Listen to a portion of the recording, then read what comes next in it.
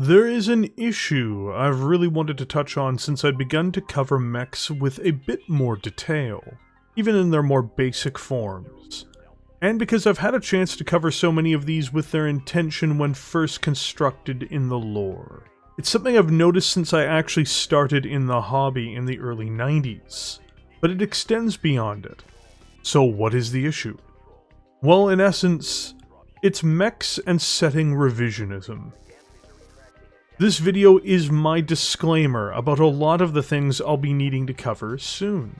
I couldn't think of a better term than simply referring to this as the late Star League era mechs. So, to go where I need to go, I need to cover some of the history of Battletech, and not in the ways that I usually do. This has been something in the setting for some time, even prior to my entry in the hobby in 1994. I learned a lot about the changes made early through doing the videos for this channel. Things like changing the origins of the Zeus, which was originally depicted as being older than the Mackie in Technical Readout 3025 in its original form. The introduction of the Mackie itself in 1988, if I remember its introduction date correctly in real life, would be an example of revisionism even. But in the very early days of Battletech, this made a lot of sense. FASA had been building the world of Battletech, particularly in its early years, fleshing out the backstory. Dates and events would be fluid for years in a very real way as the canon was established, allowing the setting to have a coherent backstory. Even then, most of these changes to dates of production of certain Battlemechs or introductions of older, lost designs in 2750 all seemed to make sense. The mechs in Technical Readout 2752 were introduced in 1989, and were most definitely very conservative in their approach to mech design. Star League Lost Tech was a valuable thing in these days, and these mechs were still mostly in line with the Inner Sphere's history. The Black Knight, for instance, didn't annul the Marauder or its history. It was just an alternative design using limited amounts of advanced technology from a bygone era. This also gave the impression that while the Star League was advanced compared to the Inner Sphere's fractured nations following it, it wasn't so advanced or industrially united that every mech had an XL engine, endo steel, double heatsinks, and gauss rifles. Much like real military procurement, not every ship is going to have a hypersonic anti-ship missile, at least not for a very protracted period. And given the slow nature of Battletech's technological advances, this would make sense. 2750 and the mechs within, whether it be the Crockett, King Crab, Mercury, or any others, were not earth-shattering designs. In other words, in a world where no one has a Clan ERPPC, the mech with a Gauss rifle is king. It also meant that perhaps the Star League's advances were romanticized by the impoverished, ignorant, and poor populations of the Inner Sphere over the decades and centuries that followed. We see this in real life after the collapse of Rome, something which the Star League was heavily based on. Life for many was better in the Roman Empire in the immediate decades and perhaps centuries following the collapse of the Western Roman Empire. But this in many senses was due to the destruction of vital public infrastructure. Roman lifestyles were not so extremely far beyond their immediate Dark Age counterparts that they couldn't recognize one another's way of life. In military terms, the Roman legion has been lionized in Western cultures since the fall of Rome, and to this day, with some outlandish claims often being attributed to them. While the Legion was undoubtedly an impressive military force for a myriad number of reasons over its vast history, it was not an unbeatable juggernaut, and it certainly had many equals, or superiors, in the centuries that followed in the histories of warfare across the region, prior to the implementation of gunpowder. Military tactics and technology did advance.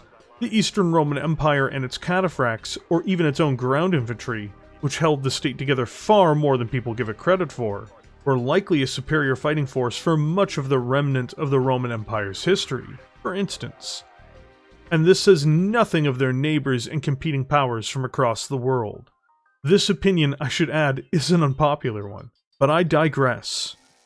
Battletech knew at the time where to take its cues from, and while they seemingly would talk up a big game of better days past, the reality was not quite as extreme.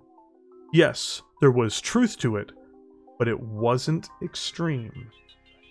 But then came the clan invasion. This, in and of itself, was hardly a problem. The clan invasion is considered likely the best era of Battletech, and it's where the majority of the player base, even among new players, 30 years later, still gravitate to. But it creates a multitude of issues for one side of the conflict, which was namely that the Inner Sphere designs had trouble competing, even with the vaunted Lost Tech being returned to them. Many of their 3050 designs were simply 2750 designs restored, or 3025 mechs given upgrades to make them on par with their 2750 counterparts. What resulted was one side being exceptionally poorly equipped to handle the enemies they faced.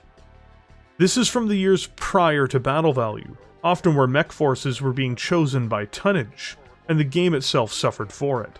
The clans, despite the invasion being the most popular era, through their technology alone created a permanent rift in the setting's player base. To this day, there are still players, including new players, who will never play past the late Succession Wars. So much so that this might be the second most played era consistently. While I think this is a shame, in the same way I think never playing past the clan invasion can be a shame for multiple reasons as well, even if I personally strongly dislike the narratives of the FedCom Civil War and Blakist era, it opened up a path for new designs to be implemented. The first taste of this came in the form of Technical Readout 3055, my personal favorite technical readout. While it is imperfect, it strikes a balance often between the cutthroat Inner Sphere responses to the clans and the quirkiness to the machines which they were displayed with. Just as a disclaimer, from this point on I have to stress what I'm about to say is my opinion. Though this may seem to be obvious given that this is my video, some are attached to some of the things that we're going to be discussing, and I tend to do my best on the channel to avoid this type of content. But it's something I think that we need to talk about, as I'm almost done with the designs from the earlier eras. 3025 and 2750 have been covered. I am burning through the last of the mechs from other sourcebooks produced from around this time, as well as the Inner Sphere stragglers from 3050. After this, I will be hitting the clan mechs from 3050 before we advance into 3055, vehicles, and a series of other things for me to cover. But after that, I have to go over some of the things which really throw a wrench into the histories that we've covered so far. Technical Readout 3058 hit shelves in 1995. It was the third technical readout I personally ever received as a kid, and even from that moment I got a feeling that it felt off. I didn't have the words to describe what was wrong with it at the time, but it disrupted what Battletech was in a very fundamental way. It seemed to create an arms race in the past for a war in the future. That arms race has continued long after the publication of the book as well, and almost instantly transformed the established history of Battletech and its warfare, and I would argue for the worse. No longer was the Star League perhaps a romanticized era despite its legitimate advances, but it was in fact a superstate, with superior design since the 26th century, despite what 3025 or 2750 based designs had to say about it. To display the point I'm looking to make, I'm going to give you probably one of the most egregious examples from 3058, which is the Pillager. Often Battlemechs have fairly in-depth backstories, such as the Atlas or King Crab. These two gargantuan machines were built to be the apex of their era in the 28th century, and were designed to be the apex Battlemechs for their time. So much so that even Alexander Kerensky is said to have participated in their development. They were not meant to be cheap and expendable 100-ton mechs. They had a real purpose. The Pillager, a mech that was first truly introduced in Technical Readout 3058, is a 100-ton Goliath, first displayed apparently in-universe in 2575, in its most base form. It entirely eliminates the purpose of the King Crab's initial concept, as it is a twin AC-20 toting 100-ton assault mech with more ammunition, preventing it from having the same weaknesses as the King Crab, which was its limited ammunition. It has almost the same armor, and it can jump.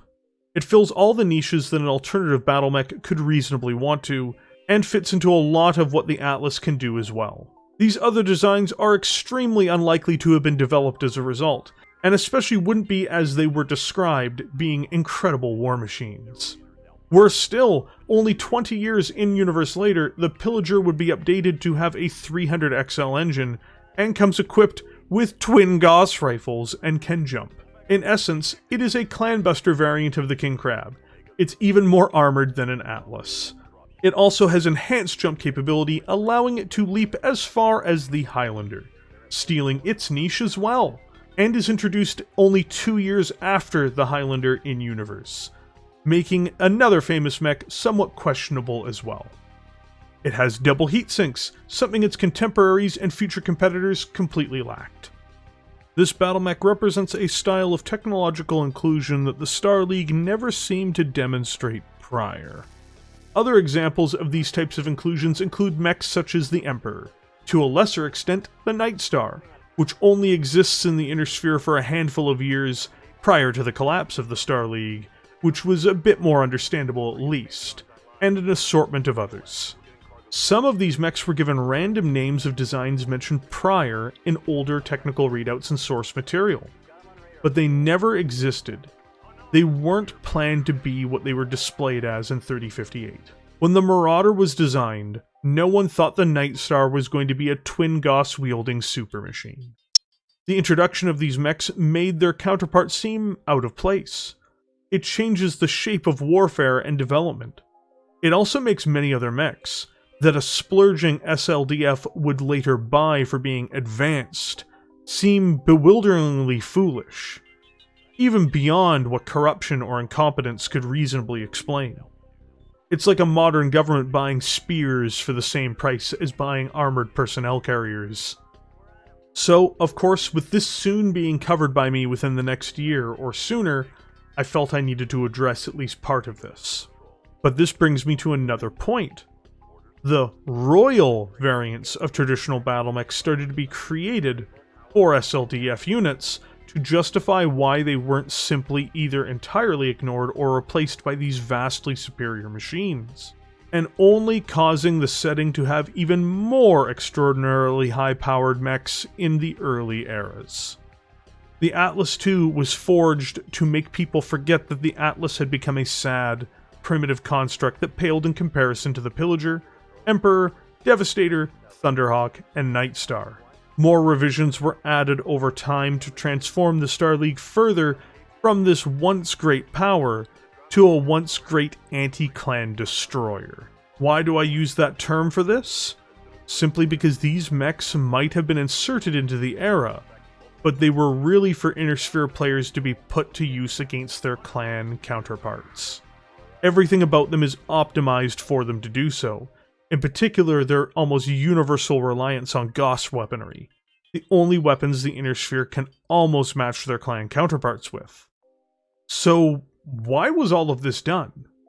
Now, at this point I'm going to be speculating, just to be clear. I believe that this was done to try to entice players from earlier eras who were never going to be playing in the clan invasion to buy these mechs and their associated books as a part of the Succession Wars or Star League era. These were mechs that were really meant for the post-3052 era of warfare and its escalations, and they were injected into this prior time in order to boost sales. The royal variants were then built in response to this to try to rationalize why so many older mechs simply weren't tossed out by the Star League. The fun blurbs that every single example of one mech were pulled from the Inner Sphere is always amusing to me as well, as if trying to take back what had been unleashed in 1995. To be frank, to me, none of these designs fit into the Succession Wars or Star League.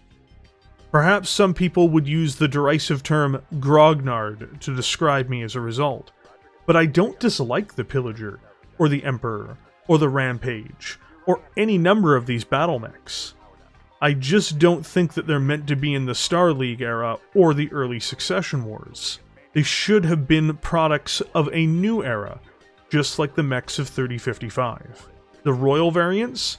These should have simply been new refits to fight the clans or other houses in the escalating, advancing era of warfare.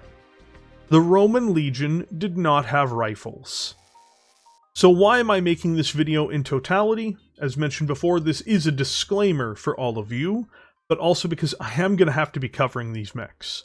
I will be covering them as they were originally designed, and I will be covering them and their lore. But they do conflict, often heavily, with what I've already covered here on this channel. This video is here to let all of you know that these machines, though impressive, don't really match the history in a neat or rational way. While I am sure there are many people who disagree with me on this subject, I was there for when many of these changes started to be made, and when they started to accelerate through the franchise. To be clear, I am not pining for the days of old.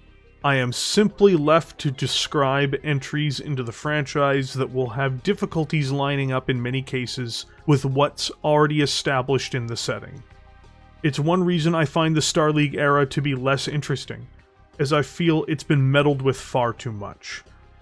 It went from being a proper backdrop of the setting, one which people yearned for that never was what was promised, to something I find harder to believe. When we do finally reach this time in 3058, and later, I will be doing the current lore for them and covering them as intended. But they are recent additions.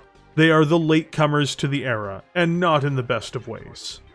Know that the Marauder, Warhammer, and many other Battlemechs, even the Atlas, were not pale imitations of these hyper-optimized designs.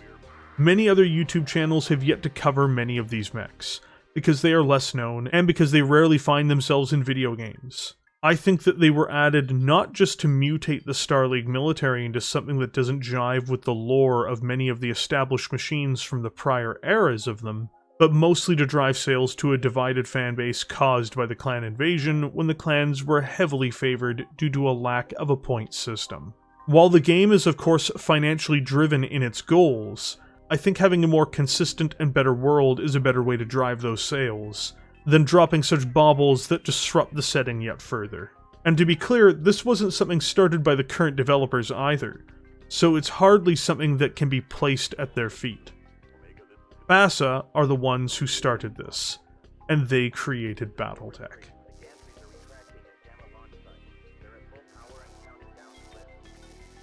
Thank you for taking the time to listen to this today. I don't mean to rant, I just meant to inform why things are coming down the pipe in the channel that may make you question why certain mechs were made, or how.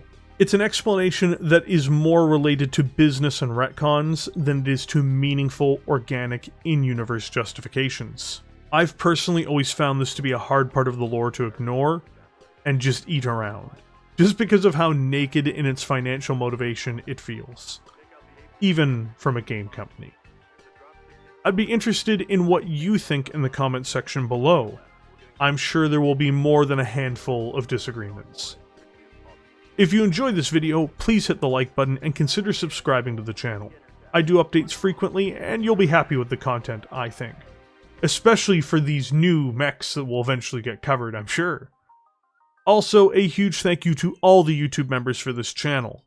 When you hit the join button and become a member, you take an extra step in supporting the content on this channel, and I can't thank you enough. Because this content really is only possible because of viewers like you. And as an aside, I should also mention that members do get the right to vote on certain Dark Age content that we cover here on the channel as well, so that is an added perk. With that, I of course as usual will catch you all in the comment section below.